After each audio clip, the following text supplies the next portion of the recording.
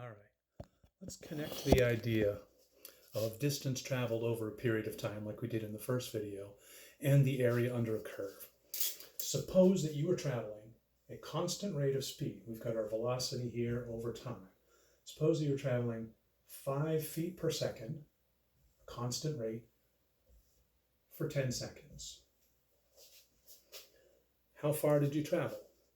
It's a real easy question, right? Distance equals rate times time. So you would multiply the 5 times the 10. And it's no coincidence that that is the area of the region under the curve over that interval of time. If we graph a velocity curve over a period of time, the area trapped under that curve is the distance traveled over that time interval. So this is why we care about the area under the curve, and why we're going to develop a more reliable way of finding it instead of just counting squares or hoping that, like last time, the shape is something we have a formula for. We're going to look at what to do if we have a velocity that is changing over time and we want to know how far that thing traveled. We want a strategy for being able to find that area. And the strategy we're going to use is one that's really common in math, which is we're going to divide it up into pieces and then deal with each of the pieces individually, and then we're going to put the pieces back together in the end to find the whole. That's a little bit like the example we did last time, where we had, I don't remember exactly what it looked like, had a trapezoid, and we said we could take the top part of it, take that triangle, find the area of that, find the area of the square, add them together, and we would get the area of that entire region. This is not going to divide nicely into pieces that we can actually find the area of. What we're going to do instead is just divide it into vertical strips. So we're going to cut this apart, not literally, but figuratively. We're going to consider each of these little vertical strips, which are fairly close to rectangles, and we will be referring to them as rectangles even though they're not actually rectangles. So I could find pretty close to the area of that rectangle if I had a good way of approximating the height of that rectangle. And the way we're going to do that is to say, what is the value of the function at the beginning of this interval?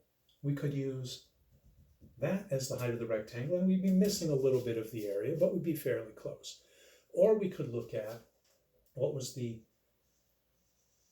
value of the function at the end of the interval, use that as the height of the rectangle, and we'd be off by a little bit. We'd get a little extra area there, so we'd have a bit of an overestimate, but that's all right. It would be fairly close. Or some would say we could take the velocity at the middle of that time interval, plug that number into the function, and that would give us that height. We'd be a little overestimate there, a little underestimate there, and that would be the most accurate way of all. Unfortunately, that one also is more work than the others. So what we're going to do in the next couple videos here is we are going to do what we call the left estimate. We're going to say, use the value of the function at the left-hand side of the interval as the height of that rectangle. Do the same thing for the second rectangle, and for the third, and for the fourth, etc., etc. So we've got some underestimating on this side, some overestimating on that side. It's going to cancel each other out partly, and we'll get a reasonably good estimate. And then we can do it again using the right endpoints. So if I want to know the height of this first rectangle, I plug whatever number this is into the function, get a value out, use that, do the same for the second rectangle, third rectangle, fourth, etc., etc. That one would be a really short rectangle. Again, we have some overestimate on one side, some underestimate on the other, and then what we'll do as the last step is we'll average these guys together, and that'll give us an even better estimate.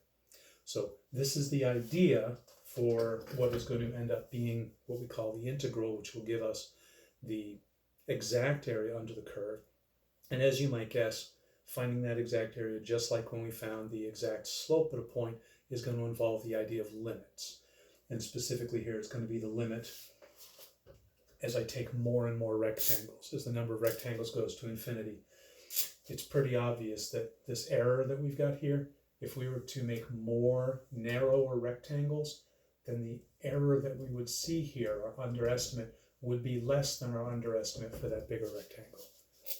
So that's the idea, and we'll be doing this in smaller steps for the next couple of videos. See you next time.